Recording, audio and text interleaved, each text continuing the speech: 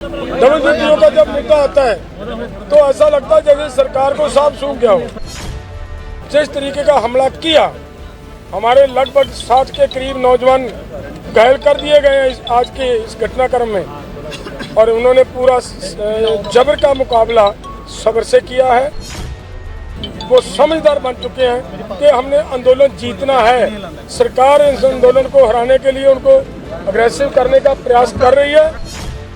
जो मैं शेलिंग दिखा रहा हूँ, मुझे फौजियों ने बताया, आप पढ़ लीजिए इंग्लिश में, ये किसानों के ऊपर शेलिंग की नहीं जा सकती देशद्रोही। तो जिस तरह से बुलेट इस्तेमाल की जा रही है रबड़ की या बड़ी बड़ी, वो बुलेट आम किसानों के आंदोलन पे इस्तेमाल नहीं होती है। तो ये दुनिया का सबसे बड़ा जबर ये जो लोकतांत्रिक देश उसमें हो रहा है। ये लीडरशिप वो लीडरशिप नहीं की जड़ा कैडर लड़ूगा आप 50 किलोमीटर पीछे बैठी हो। लीडरशिप पूरी तरह बेचा और भावे बुलेट दियां गोलियां चलन बेच रहांगे।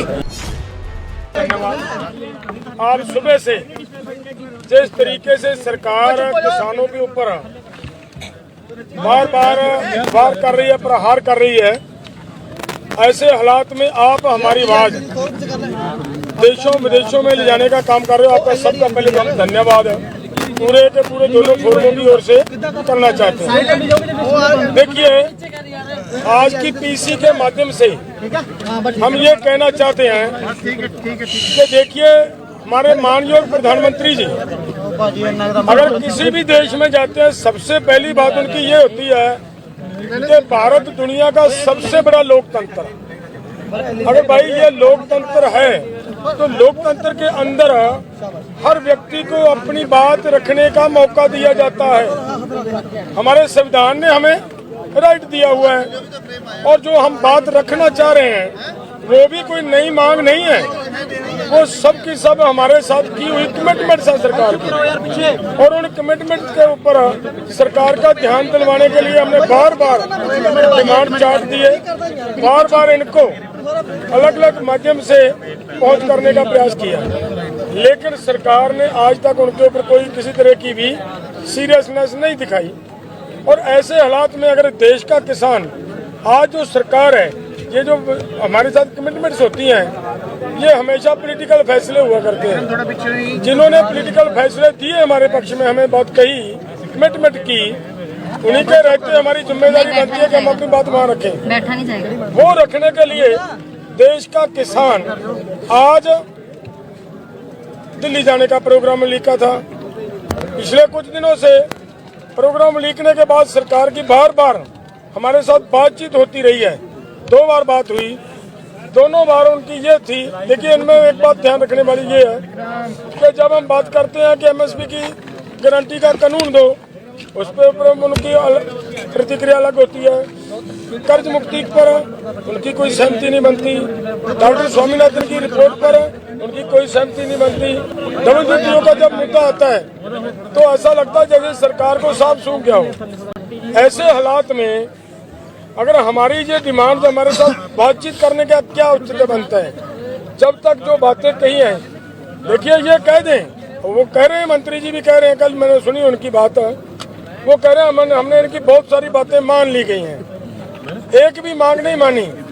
पहले आंदोलन के अंदर मानी जा चुकी थी जो बातें, और उन्हीं के ऊपर दोबारा उनको लागू करने का जब इन्होंने प्रयास किया तो उनको आज फिर उन्होंने ये वायदा कर लिया कि ये हम आपकी मान लेते हैं। मैं ये कहता हूँ कि जो मुद्दे नहीं जब तक खत्म होंगे तब तक आंदोलन नहीं रुक सकता।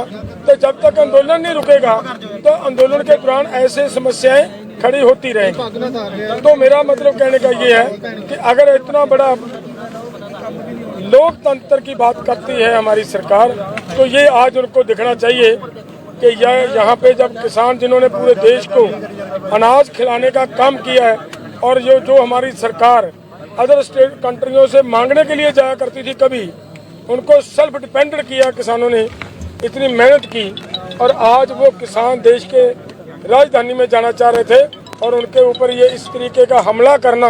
और मैं ये कहना चाहता हूँ, जिस तरीके का हमला किया, हमारे लगभग 60 के करीब नौजवान घायल कर दिए गए हैं आज के इस घटनाक्रम में, और उन्होंने पूरा जबर का मुकाबला सब्र से किया है, वो समझदार बन चुके हैं कि हमने आंदोलन जीतना है। सरकार इस आंदोलन को हराने के लिए उनको अग्रेसिव करने का प्रयास कर रही है और उन्होंने बड़ा हिम्मत से इसका मुकाबला किया। बाकी बात हमारे भाई साहब अंधेर साहब करेंगे। जी जी, देखिए आज पूरे भारत के इतिहास में, भारत की राजनीति में आज काला दिवस है और देश के किसान मजदूर पर जिस तरह से मोदी सरकार ने हमला किया है, ये शर्म वाली बात है। मैं आपको बताना चाहूँ, जो दुनिया के सबसे बड़े डिक्टेटर हुए हैं, बड़े लोग हुए हैं, उनको हराना इतना आसान नहीं होता। पंजाबी में हम बोलते भी अपनी मड़ी आप पुट लेंदे थे, तो वो अपनी मौत खुद खरीद रहे हैं किसानों पे हमला करके, जो हम देख रहे हैं। हम आज भी कहते हैं माननीय प्रधानमंत्री जी, हम इस देश के किसान और खेत मजदूर हैं। हमारा दिल्ली के जाना आने का सवाल नहीं है, हमारा आपसे लड़ना आने का सवाल नहीं है।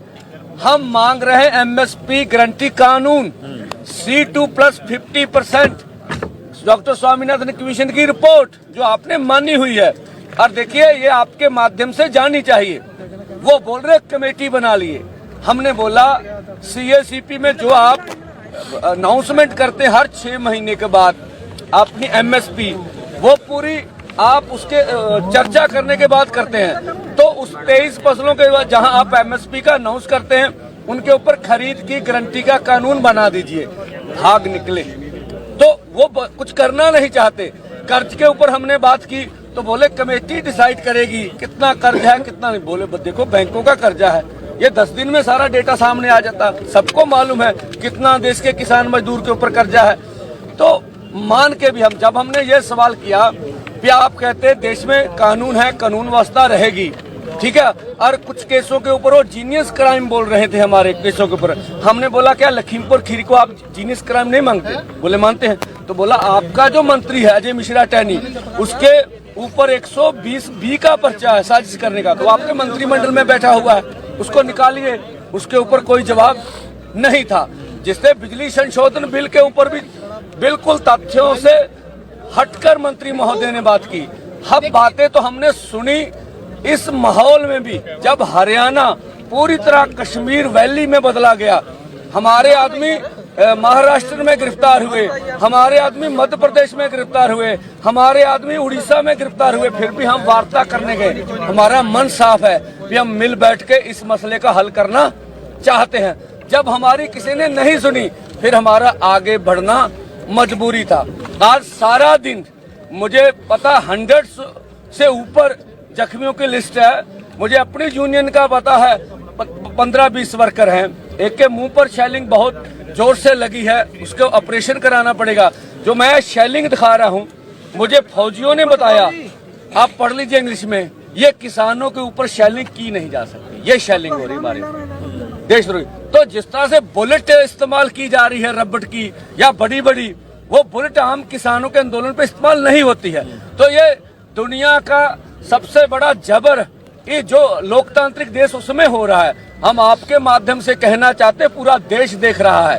अगर इस तरह की सरकार देश के किसान और खेत मजदूर से ऐसा करती है, तो भारत के 140 करोड़ लोगों को दोबारा सोचना चाहिए। हमें इस तरह की सरकार नहीं चाहिए।